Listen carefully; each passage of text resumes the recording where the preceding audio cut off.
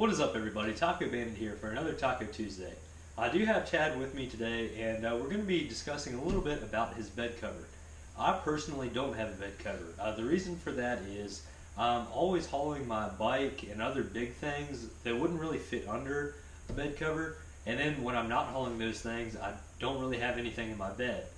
So really the main reasons to have a bed cover is if you have kind of small things in there, like say golf bags or something similar to that, something that is fairly valuable or something like that, but that you don't want stolen, you don't want wet. Again, I'm not carrying any of those things. The valuable things I am carrying don't fit within the confines of the bed anyhow. Not even with a topper would my bike fit in the bed or anything like that. So personally, I'm not going to get a bed cover. However, with Chad, it does make a lot of sense. Again, we both do have long bed trucks. A lot of you all with the double cabs do have short bed trucks. So you would only have 5 feet enclosed instead of 6. However, with the 6-foot bed enclosed, you do have a lot more space. So with my bed cover, it is a Bakflip VP model that I have on the back of my truck. As I had mentioned before in our Q&A video, all you have to do is pull these little tension straps, fold, fold, pull them again, fold, and once more, and you can fold them flat up against the back of your cab if you need all of that room. Now, you'd be wondering, if you're moving down the road, you're going to have to worry about it moving somewhere. Well, that's what these little tabs here are for, so you can unscrew that and they can slide up and down to however you need them to, and you get these little kickstands. So you loosen that back up, put it back down, tighten it, and now it's firmly up against the back of your bed. As far as the bed holes for draining water go, on the left and the right sides, you may be able to see these tubes.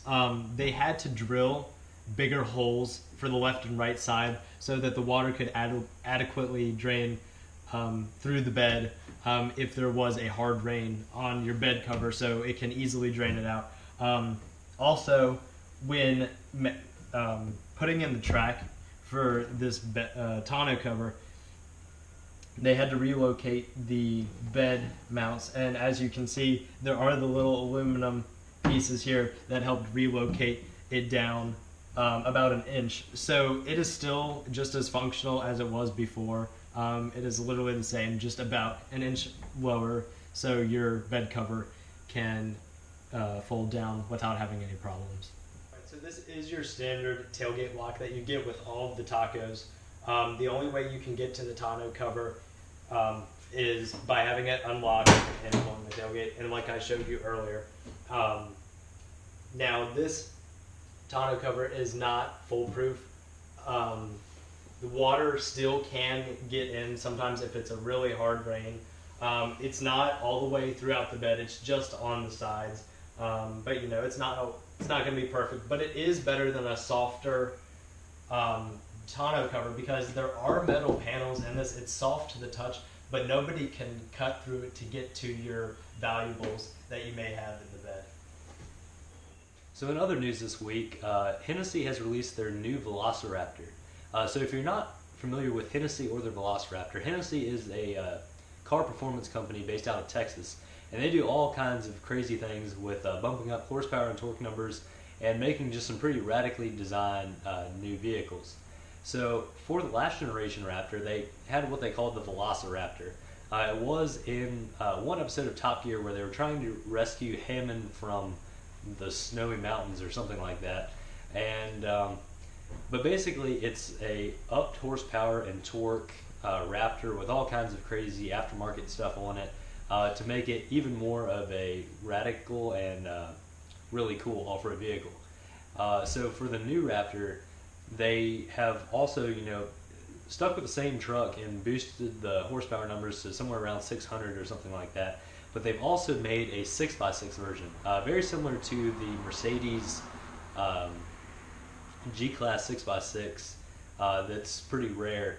This one will be starting at around $200,000 for the 6x6, which I guess is a good deal. I'm not really sure where else you would get a 6x6 truck.